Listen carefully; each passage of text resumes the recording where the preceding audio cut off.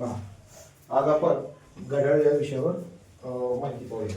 बघा, घड्याळावरील प्रश्न सोडवताना बघा काय ठराविक नियम आहेत, काय माहिती आहे ते आपल्याला माहिती असणं गरजेचं आहे.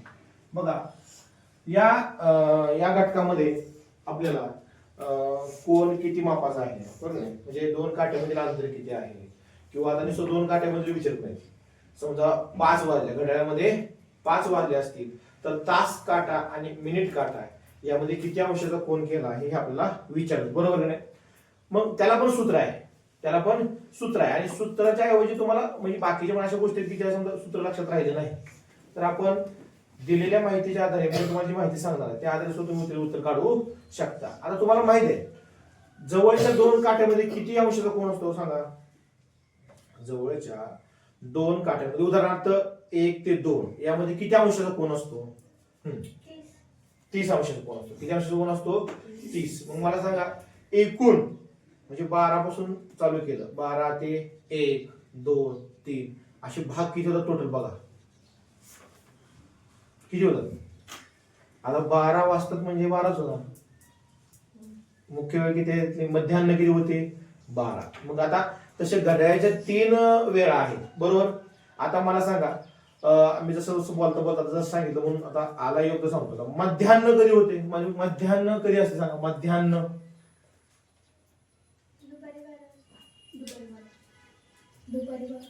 बघा, मध्यान्ह पूर्व काळ कोणता असतो? मध्यान्ह पूर्व काळ कोणता काळ म्हणतात? वेळ कोणती? म्हणजे कोणते 12? 2 वेळा 12 वाजतात, एक सकाळी 12 वाजतात, एक रात्री 12 वाजतात. मग कोणते 12च्या आधी? तर मध्यान्ह पूर्व बघा, मध्यान्ह पूर्व काळ म्हणजे रात्रीचे 12 ते सकाळचे 12, म्हणजे दिवस जिथून चालू होतो जिथं आपण AM असं म्हणतो, आपल्या मोबाईल मध्ये AM असं येतो बरोबर आहे. ती सकाळची वेळ असते, म्हणजे रात्री 12च्या पुढं आणि सकाळी 12 पर्यंत हा काळ असतो तो मध्यान्ह पूर्व काळ असतो. आणि दुपारचे 12 ते रात्रीचे 12 हा कुठला काळ असतो? मध्यान्ह उत्तर काळ. मध्यान्ह उत्तर काळ कोणता काळ असतो? मध्यान्ह उत्तर काळ. कळलं का? मग मला सांगा पूर्ण घड्याळाचं माप किती अंश असेल? जसं मी तुम्हाला सांगितलं 2 काट्यामध्ये 30 अंशाचा कोन असतो. मग टोटल 12 वाजतात म्हणजे 12 तास आहेत. हा म्हणजे पूर्ण वर्तुळाचं माप किती असतं थोडक्यात? 360 अंश. कळतंय ना? घड्याळ म्हणजे एक वर्तुळाकारच आहे ना. घड्याळाचा आकार जरी वेगळा असला त्रिकोणी षटकोनी कोणताही आकार, पण ऍक्च्युली त्याचं जे फिरणं आहे ते गोलामध्येच आहे ना. काय खाली असं काय तिथं काय आहे का असं रॅन्डमली काय असं वेगवेगळ्या प्रकारे नाही ना, ते सगळं फिरणार आहे बरोबर आहे. त्यात 2च काटे आपल्याला सध्या महत्वाचे. ऍक्च्युली 3 असतात पण 2 काटे महत्वाचे. कोणकोणते?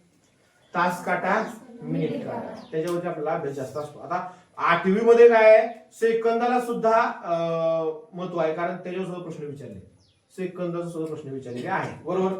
तर बघा मला सांगा 1 मिनिट झाला, 1 मिनिट झाला म्हणजे एका मिनिटाला मिनिट काटा किती अंश पुढे सरकतो? तुम्ही सांगितलं काय की 2 काट्यामध्ये 30 अंशाचा कोन आहे, म्हणजे त्यात किती मिनिटं असतात? 5 मिनिटं असतात. किती मिनिटं असतात?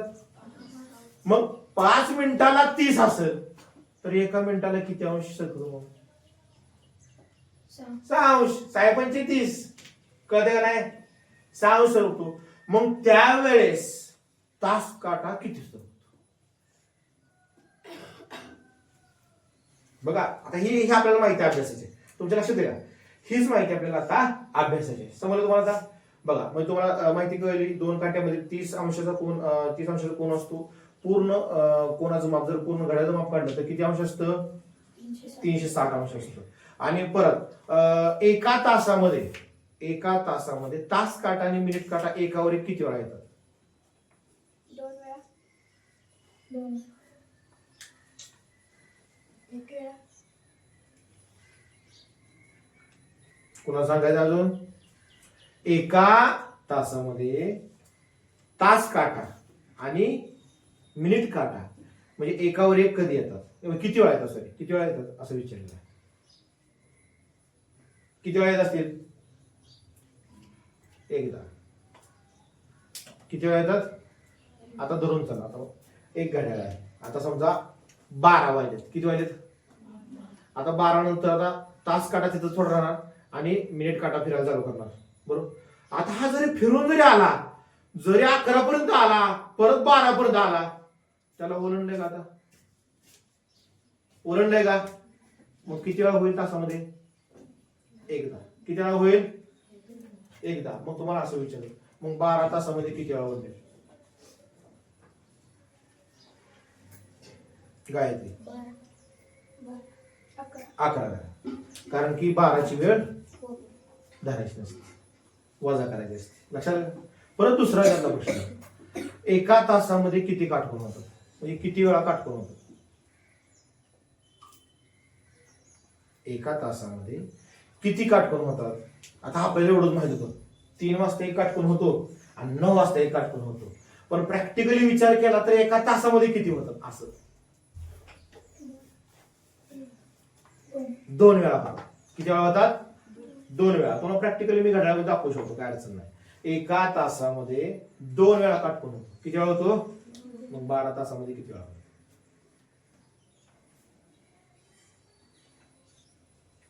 तासाला 2, तर 12 तासाला किती? 24 बघ, कोणाचंही उत्तर बरोबर नाही. तर 22. किती वेळा? तो का? कारण त्यामध्ये 3ची स्थिती आणि 9ची स्थिती धरायची नसते. लक्षात येईल? कारण ऍक्च्युअली ती तयार झालाय जाता जाता. लक्षात आलं? तासामध्ये विचारली ती, 3 वाजल्या तिथे झालाय काटकोन ना ती, त्यामुळे ती धरायचं नाही. म्हणजे नियम काय आहे? 3 आणि 9ची स्थिती धरायची नाही. लक्षात आलं तुमच्या? आता बघा, पहिलं मी तुम्हाला काय सांगितलं की एकावर किती वेळा येते, नंतर काटकोन किती वेळा होईल, आणि दुसरा एक प्रश्न, सरळ रेषेत किती वेळा येते? एका तासामध्ये सरळ रेषेत किती वेळा येते? एक वेळा. लक्षात आलं? फक्त काटकोनच 2 वेळा होतो, बाकी सगळे एक वेळा होतं. मग 12 तासामध्ये किती वेळा सरळ रेषेत येते? का? तासाला 1 म्हणजे 12ला 12 म्हणा पाहिजे. मग 11 का म्हणण्याचं कारण सांगा. 12ला कुठं सरळ येतो बाळा? 12ला एका वेग येतो. मी विचारले मग सरळ रेषेत किती वेळा येतं?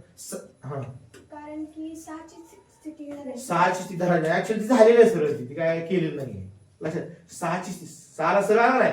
मग मला सांगा, सरळ कोण झाला? ती कोणता कोण झाला? मग सरळ कोणाचं माप सांगा. सरळ कोणाचं माप किती अंश असतं?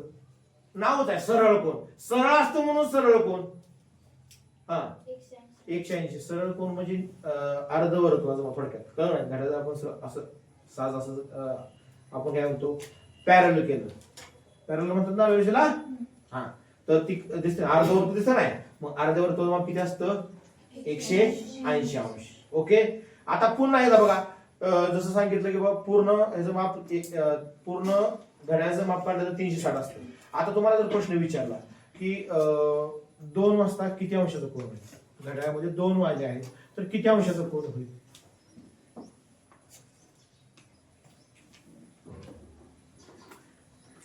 मला सांगा, 2 काट्यामध्ये तुम्ही किती म्हणला? 30. मग 12 ते 1 आणि 1 ते 2 किती भाग झाले? 2 भाग. मग किती येईल? 60 अंशाचं कोन येईल. बरोबर. समजा 5 वाजले, घड्याळामध्ये 5 वाजले, किती अंशाचं कोन होईल? 150. बरोबर. कारण की भाग किती झाले? 5. 3 5 15, म्हणजे 150 अंशाचं कोन होईल. बरोबर. घड्याळामध्ये 9 वाजले, 270. किती अंशाचं कोन होईल? पण तुम्हाला कोण कोणता विचारलाय हे महत्वाचं. म्हणजे पाठीमागचा कोण विचारला असेल पूर्ण, म्हणजे 1 ते 9चा, तर तेवढं. जर आतला कोण विचारला असता तर मी काउंट कळलं तुम्हाला? कळतंय ना? हा. जर समजा एखाद्या कोणाचं माप, जर एक सूत्र देणार तुम्हाला, सूत्र तुम्हाला माहित आहे, तासाला 30 न गुणायचं. तासाला किती न गुणायचं? 30. सूत्र काय बघा, 30 गुणिले h. आता h म्हणजे इथं तास टाकायचे, म्हणजे किती वाजून किती, वजा तिथं 11/5 गुणिले यम. यम म्हणजे काय आहे? मिनिट आहे. मग इथं मिनिटे टाकायची आणि एवढं सोडवायचं. एवढं काय करायचं? ह्यात किमती टाकायच्या. आता उदाहरणार्थ मी तुम्हाला मी काय म्हणतो 9 वाजता किती अंश होईल बरोबर. आपण हे सूत्रात टाकूया. बघा याची किंमत सांगा मला. म्हणजे तास किती किती तास झाले? 9 तास. आता पुढे काय आहे का रे? मिनिटं वगैरे काय नाही. म्हणजे हे सोडवता गरज आपल्याला नाही. 9 त्रिक 27 किती अंशाचा गुण आला? जर तुम्हाला असं विचारलं बघा उदाहरणामध्ये 9:15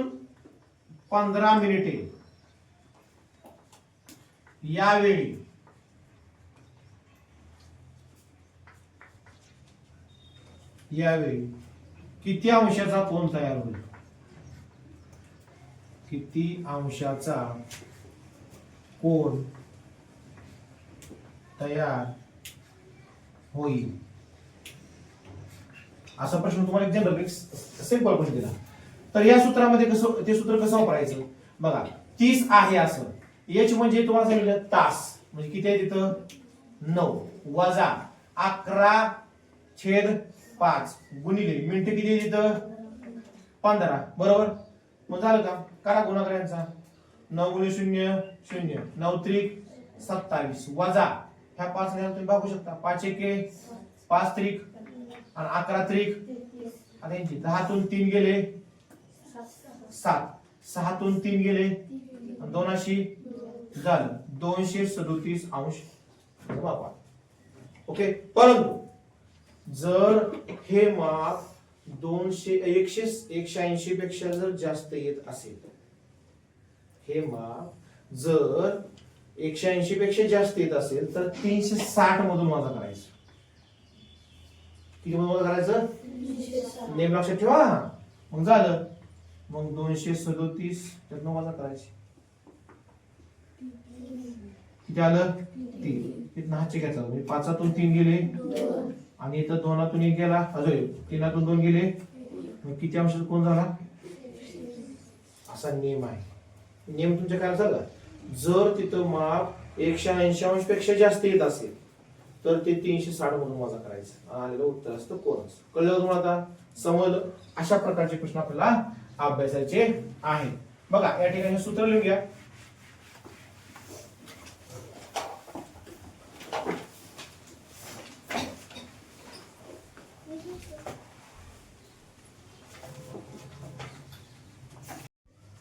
पहा बघा हे सूत्र लिहिलं तुम्ही. आता तुम्हाला कळलं का? यामध्ये याच्या ठिकाणी काय टाकायचे? तास. म्हणजे किती वाजून किती मिनिटं झाली. मग किती वाजल्या म्हणजे तास आणि किती मिनिटं झाली हे टाकायची ह्या सूत्रामध्ये आणि सोडवायचं. समजलं? इथं तुम्ही 5.5 जरी लिहिलं तरी चालतं. कारण 11/5 चा अर्थ आहे 5.5. काय करणार? सूत्र पाठ काय असतं? 30h वजा 5.5 m म्हणजे 5.5 m म्हणजेच काय? 11/5 असतं. कळतं ना? आता बघा तुम्हाला हे माहित आहे 1 तास म्हणजे किती मिनिट आहे? 60 मिनिट आहे. 1 मिनिट म्हणजे किती सेकंद? 60 सेकंद. मग आता 1 तास म्हणजे किती सेकंद? तर 60 मिनिटे गुणिले 60 म्हणजे थोडक्यात मिनिटाला 60 न गुणायचं असतं. किती मिनिटं एका तासामध्ये? 60. तर 60 न गुणायचं. मग मला सांगा किती सेकंद झाले? 36 सेकंद झाले. बघा मग 0.1 तास. बघा आता हेतनं पुढे खरं तर 0.1 तास म्हणजे किती मिनिटं असतात? 6 मिनिटं असतात. आणि बघा म्हणजे हे दशांश असतात आणि हे बघा हे दशांश हे शतांश. पण बघा 0.01 तास म्हणजे किती सेकंद? मग तुम्हाला असं विचारलं 0.02 तास म्हणजे किती सेकंद? बघा 0.01 तासाला किती म्हणतोय तुम्ही? 36. मग 0.02 ला काय म्हणाल? 72. 1 ची दुप्पट. 1 ला 36 तर 2 ला 72 आणि 3 असेल तर तिप्पट, 4 असेल तर चौपट, 5 असेल तर 5 पट, 6 असेल तर 6 म्हणजे 36 ला सांगा. कळलं तुम्हाला? दुसरा मुद्दा इथं 2 दिलं 0.2 तास म्हणजे किती मिनिटं? 12. 0.3 तास 18. कळलं तुम्हाला? इथे जो अंक असेल त्याला 6 गुणायचं. कळलं का? दशांशला 6 गुणायचं आणि शतांशला 36 न गुणायचं. एवढंच काम करायचं. कळलं का आता? घ्या.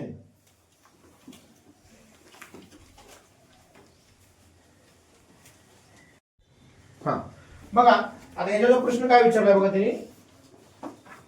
दुपारी 12 वाजल्यापासून त्याच दिवशी सायंकाळी 6 वाजेपर्यंत मिनिट काटा व तास काटा यांच्यात किती वेळा काटकोन होईल. मग तुम्हाला मी मगाशी सांगितलं, आता हे उत्तर तोंडी काढू शकतो, लिहून घ्यायची गरज आहे. बघा एका तासामध्ये 2 वेळा काटकोन होतो. किती वेळा होतो? 2 वेळा काटकोन होतो सांगितलं. मग आता 12 ते 6 पर्यंत किती तास झाले? 6 तास. किती तास झाले? 6 तास. मग तुम्ही काय करणार? 6 दुनी 12. परंतु त्यामध्ये 3 वाजतात हे विसरायचं नाही. मग 3 ची स्थिती फक्त वजा करायची. मग लक्षात तुमच्या. मग 12 तून 1 घ्यायला पाहिजे फक्त 3 ची स्थिती. मग किती झाले? मग 12 तून 1 गेला. मग 11 वेळा काटकोन होईल. समजला का? प्रश्न नका लिहून देऊ. समजला का? तोंडी समजलं तुम्हाला? विजयलक्ष्मी समजला का? हा लक्ष द्या वर बघा. नंतर बघा दुपारी 1:30 वाजल्यापासून नीट ऐका बघा. दुपारी 1:30 वाजल्यापासून त्याच दिवशी सायंकाळी 7:30 वाजेपर्यंत मिनिट काटा तास काट्याला किती वेळा ओलांडेल? किती वेळा ओलांडेल म्हणजे त्याला किती वेळा पास करून जाईल म्हणजे कळलं का? एकावरती येऊन किती वेळा जाईल. मग एका तासात किती वेळा होतं? असं एका तासामध्ये असं किती वेळा होतं? 1 वेळा होतं. बरोबर का नाही? बरोबर की नाही? मग मला सांगा 1:30 वाजल्यापासून ते सायंकाळी 7:30 वाजेपर्यंत का सोपं दिले ते 1:30 ते 7:30 म्हणजे एका तासाचा वेळ होतो का? 2.5 ला 1 तास झाला. 3:30 4:30 5:30 6:30 7:30 म्हणजे 5 आणि 1 किती तास झाले टोटल? 6 तास. मग तासामध्ये एकदा तर 6 तासाला किती? 6 वेळा. परंतु त्यामध्ये एक स्थिती वगळायची. कोणती? कोणती स्थिती वगळायची? म्हणजे एक स्थिती वजाच करायची. कळलं का तुम्हाला? मग एक स्थिती वजा करायची म्हणजे 6 वजा 1 किती उत्तर आलं? मग 5 झालं तोंडी उत्तर. कळलं का प्रश्न? पुढचा प्रश्न आहे का? सकाळी 8 वाजल्यापासून बघा म्हणजे आता सकाळी 8 वाजल्यापासून ते रात्री 8 वाजेपर्यंत घड्याळाचा तास काटा व मिनिट काटा परस्पर विरुद्ध दिशेला सरळ रेषेत किती वेळा जाईल? आता तुम्हाला मी सांगितलं सरळ रेषेत एका तासाला एकदाच येतो. किती वेळा येतो? मग सकाळी 8 वाजल्यापासून रात्री 8 ते 8 12 तास. लक्षात ठेवा. 7 ते 7 12 9 ते 9 12 तास असतात. लक्षात ठेवायचं काय? मग 8 ते 8 किती झाली? 12 तास. मग तुम्ही म्हणाल मग 12 वेळा झालं का? नाही. कारण की 6 ची स्थिती वजा करायची. विरुद्ध दिसायला ना पण ऍक्च्युअली झालेली तयार. ठीक आहे तयार केलेली नव्हती. कळतं तुम्हाला? म्हणजे मग मला सांगा 12 तून 1 गेलं तर किती उरलं? मग 11. मग ते 11 वेळा म्हणजे ते 8 सकाळी 8 ते सायंकाळी 8 पर्यंत ते विरुद्ध दिशेला 11 वेळा येतील. म्हणजे 6 ची स्थिती वजा करून. लक्षात आलं तुमच्या? आता तुम्हाला काय अवघड वाटतंय का? लिहून देऊ का हे? नाही ना? ठीक आहे. पुढे बघा. आता एक पुढचा प्रश्न आहे तो आपण सोडवायला घेऊया. बघा आता पुढचा प्रश्न कसा दिला बघा. ह्या माहितीच्या आधारे एक प्रश्न आहे. बघा प्रश्न काय आहे?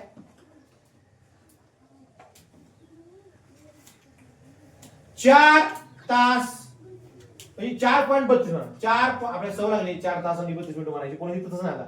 4.32 तास बरोबर. त्यांनी काय सांगितलंय? किती तास किती मिनिटे किती सेकंद असं विचार. मग आता तुमच्या डोक्यात किती आलं पाहिजे माहिती दिलेली. बघा त्यामध्ये हे सोडवायचं कसं? तर दशांश चिन्हाच्या डावीकडचा जो अंक आहे ते असतात तास. त्यात काहीच बदल करायचा नाही. हे असतात 4 तास. हे काय असतात? 4 तास. लिहून घेऊ नका, फळ्यावर लक्ष द्या आधी. हे असतात तास. आता हे तुम्हाला सांगितल्याप्रमाणे 0.1 तास म्हणजे किती मिनिटं आहे ती?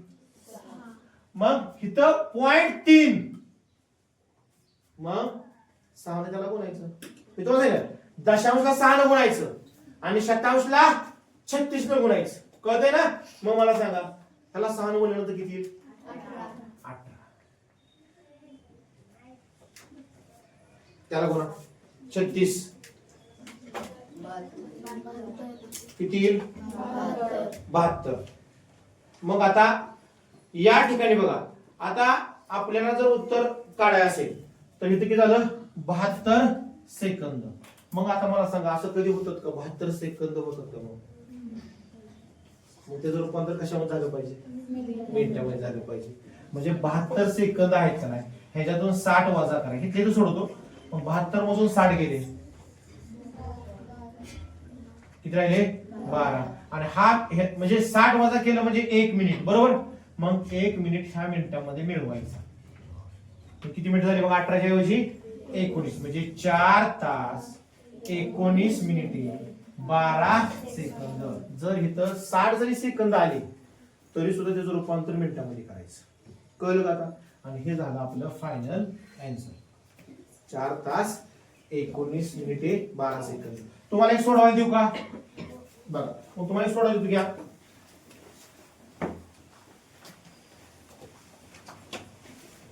बघा, एक पुस्तकाचं तुमच्या तुम्हाला सोडला 3.54 तास बरोबर टिंबा टिंबा तास, टिंबा टिंबा मिनिटे आणि टिंबा टिंबा सेकंद. आता हे तुम्ही सोडवा.